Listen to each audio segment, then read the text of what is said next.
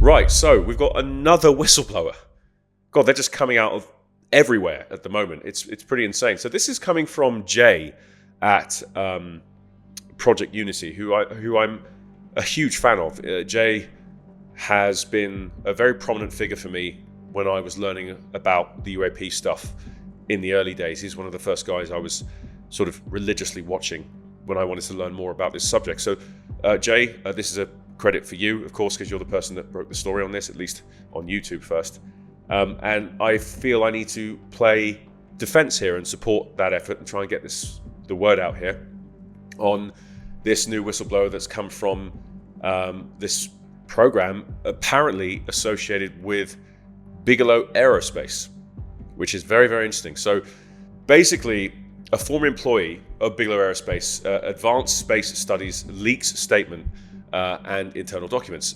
He claims he's got about 40 years of experience, a degree in electrical engineering, and was recruited into black operations for microelectronics and pulsed power. He's terminally ill, which is why he's coming forwards, and he wants to get the truth out to let people know what's going on. And this is pretty wild, I'm not going to lie.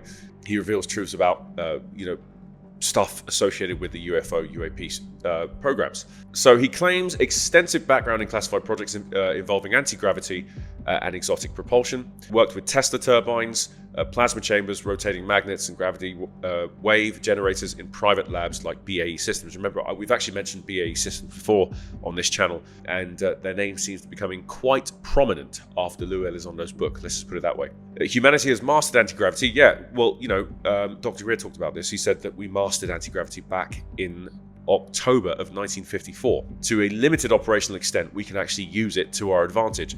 And according to this guy, we are using it to leave our solar system. Yeah, I didn't say that wrong. We are using this stuff to traverse across the cosmos and I guess survey and explore. Why you wouldn't tell everyone that, I don't know. I mean, can you imagine the number of people that would want to be lined up to do that? I would. Like, I've always said this. I'm sorry, going off track here a little bit. I've always said this, that if this was public knowledge and that the Roswell incident was public, we'd be living in a very different world right now, whereby a lot of this stuff would have been integrated into society, and we'd probably have something similar to Star Trek, where there would be an academy associated with space exploration, with a fleet of different types of craft traversing across the universe. And they're still keeping this lid on this thing so damn tight, and it's very frustrating, because I would have had a very different career path had they been transparent about this back in the 1940s. But as a crow flies, that didn't happen, did it? So basically, he critiques the secrecy, saying adversaries like Russia are now openly discussing these technologies. So effectively what he's saying is that our adversaries that have similar programs in the world of UAP are actively discussing how to crack some of these problems with the scientific community of their respective country. Whereas we in the West seem to still trying to keep a lid on this to stop people even finding out it's even real. So we're too busy trying to keep it secret whilst our adversaries are actually making headway. That is not good for anyone. As far as I'm concerned, I'm not overly happy with China having a fully functioning UAP that's, well, not saying that they don't have it already, that's flying around surveying, my house on the weekends, thank you very much, or somewhere a bit more sensitive. He's accusing Lou Elizondo and Jay Stratton and others of suppressing technology and sabotaging careers. This is really interesting. I'm going to read a statement from him in a minute, but I just want to give you some of the cliff notes before we dive into this. So apparently, Lou and Jay cannot be trusted, and that they are basically distorting facts and not giving us the full picture, or at least controlling the narrative to the best of their ability. We know that Lou was a counterintelligence officer, but that's what he did for almost his entire career. So it wouldn't be a stretch to assume that that's what he's doing now. Elizondo is described as a compromised intelligence figure with a pattern of mispresenting photos as UFOs. Sure, yeah, he came out with 2 photos. I get that. I'm a bit silly, to be honest with you, given that you're an intelligence person, but how you can get that wrong, I don't know. Mentions Admiral John Michael McConnell. Now, this is a bit more of a high-level UFO gatekeeper. I'm not overly familiar with this admiral, but apparently he's one of the main gatekeepers to the UAP programs and legacy programs, ORSAPs, USAPs, and everything in between. So leaked documents here include simulations of Tic-Tac shaped aircraft under extreme speeds up to Mach 107. I cannot express how fast that is. That is Wow, that's quick. Refer to rotational gravitation, torsion field theory, and Soviet-era gravitational waves research. However, most of the documents are described as standard aerospace simulations, not exotic. What he's saying here is that, don't trust any intelligence operatives who frame themselves as whistleblowers, so we need to be careful with who is coming forwards. And these people are actively providing disinformation, potentially in the public realm right now. And we don't know who some of these people could even be. They could be people we see on TV every day that we think, oh yeah, he's a stand-up guy. Could be wrong. So here's his statement, and this was leaked on Reddit, by the way, which again, I'm not really a massive fan of either, but the fact that this guy's linked documents to Robert Bigelow's space program and the stuff that they were working on is very intriguing, to say the least. I really did not want to write this. However, after careful discussion with colleagues, I'm going to go with what my gut tells me I should do. I can't sit on the sidelines while I observe the UAP field and narrative get filled with half-truths and obfuscations. In this post, I'll be providing evidence of documents that cannot be FOIA'd. I'll even give my perspective on anti-gravity and the overall landscape of the current UAP field when it comes to intelligence agents that are masquerading as truthers. What I speak on is based on my own experience and observations from being in the field for almost 4 decades.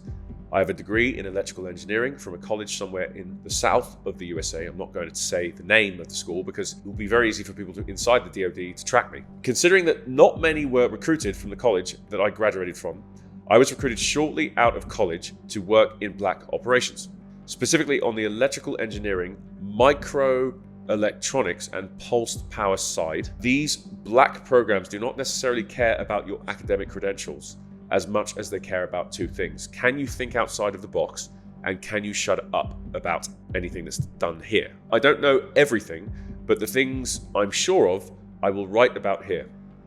Why am I doing this now? Because I was given 8 months to live, and I will do what I can while alive to try and make a positive impact in the community.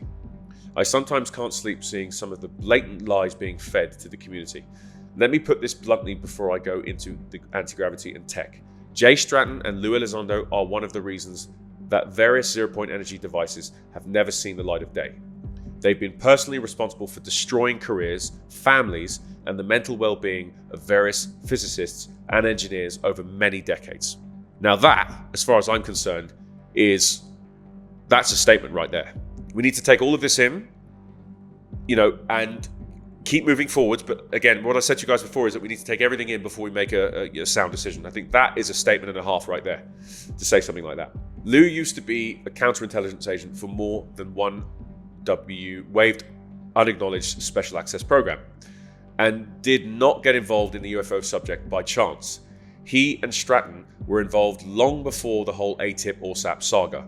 Lou is not a bad person at heart, but it makes you wonder why he has done what he's done in order to destroy others. With that said, he's definitely compromised in terms of putting US national security above all else, and that is a concern at this point. It's a concern because the DoD has long been infiltrated with warmongers and profiteering cranks that want to keep all of this technology and knowledge silent for the sake of their own self-preservation. To a very small extent, I don't blame them. However, to hide this from humanity is becoming more of a curse than anything else. People have the right to know. I agree with that. Jay Stratton, however, is a real scummy person. Don't get me started on the things that guy's done to some of my colleagues. I have zero sympathy for that man. Oh dear. Sean Kirkpatrick is a pawn. He lies through his teeth like Ron Pandolfi has and does. Please don't ask me about Jack Sarfati. He's considered a laughingstock to those involved in various programs. Also, there are just over 2,000 legacy programs. There's over 2,000? Jesus. Working on reverse engineering UAP. Hal Puthoff recently said on Joe Rogan that we have more than 10 recovered craft in the USA. That number is in the hundreds at a minimum. Jeremy Corbell is a useful idiot in many cases. Some of what he releases is accurate, but when he says that us humans cannot replicate or understand any propulsion system that the craft use, that's a blatant lie. I doubt he actually knows the truth, to be fair, so I don't believe he's deliberately lying. David Grush, Jake Barber, and Mike Herrera are the real deal. I respect them in their efforts. Let me say now, please do not ask me about Immaculate Constellation because I know nothing of any of those alleged specific programs. I'm an electrical engineer, not a spy.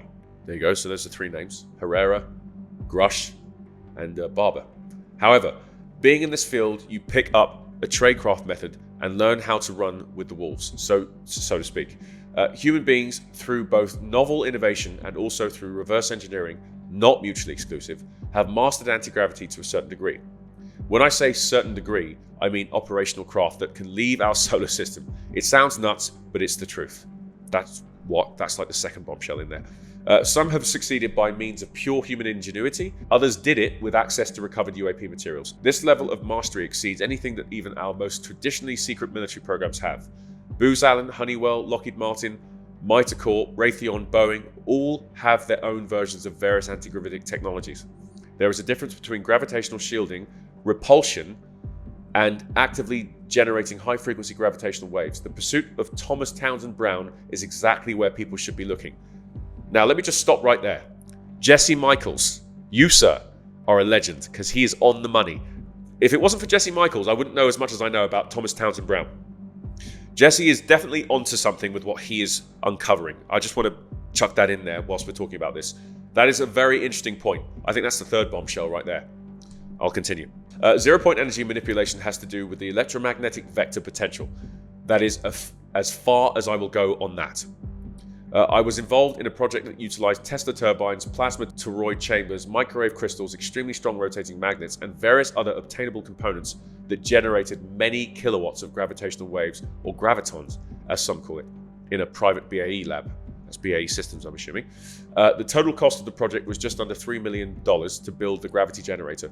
It can and has been done time and time again successfully. Gravitational waves are measured electromagnetically due to it being a consequence of the curvature of space-time itself. Metamaterials are not needed to generate macroscopic proof of concept gravitational phenomenon, plain and simple. The Soviets coined a term, rotational gravitation, and believed that rotating masses acted as emitters and receivers of gravitational waves.